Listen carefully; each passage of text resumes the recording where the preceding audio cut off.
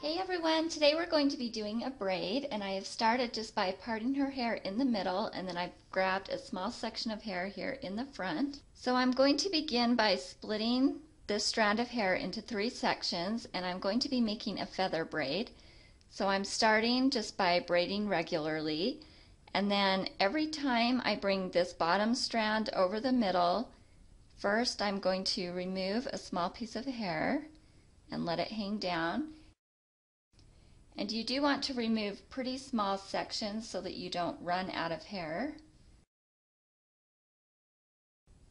And then you want to continue this until you can bring the braid around to about the middle of her head. So you really don't need to go all the way down.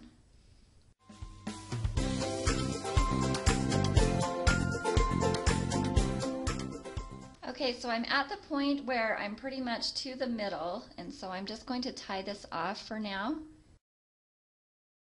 So now that I have this first braid done, I'm just going to do the exact same thing over here. I'm going to bring a feather braid around to the middle of her head.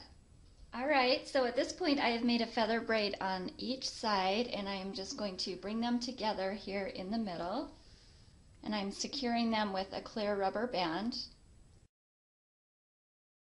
So now I'm ready to start making these chains, and before I begin I'm going to spray these down with some water, and you really want these pretty wet so that you don't have to deal with flyaways. So I'm having my daughter hold these strands in her hand just so that it doesn't mix in with this other hair. It's going to make it easier for me. And then I'm going to begin by grabbing the first 2 strands that are closest to her face.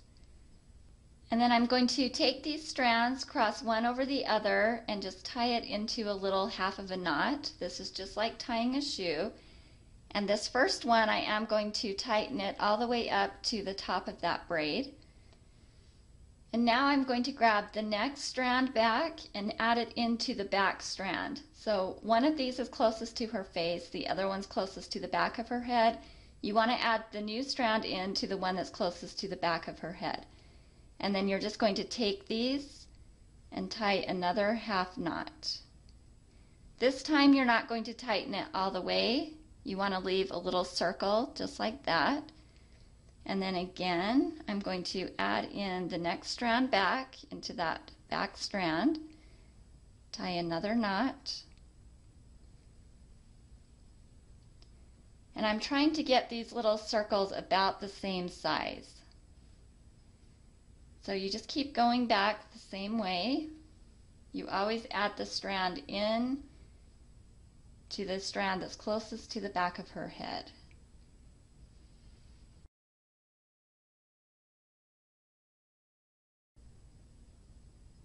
As you're going down, if you find that the chain is longer than the strands that you have hanging down, you can always combine a couple of strands. Like right here, I'm just going to add these both in to this next chain.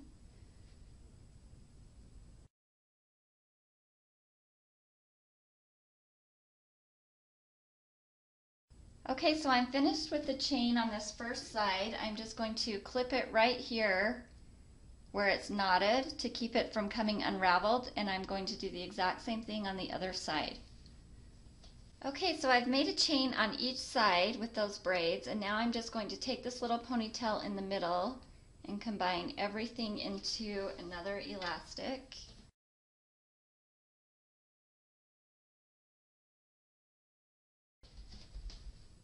Okay, so this is the finished style, and this should look better as it dries, but that should give you the general idea of what it looks like. So another option you could do is grab your section in front, split it into 3, and instead of just making a feather braid, you could make a lace feather braid, meaning that I'm going to be bringing in strands here from the top to add into the braid, just like a French braid. And then again, you would just remove a strand here from the bottom and drop it. So just every time you cross the strand over on the top, you're adding a piece of hair with it. And I'm just kind of bringing this braid down diagonally across the back of her head.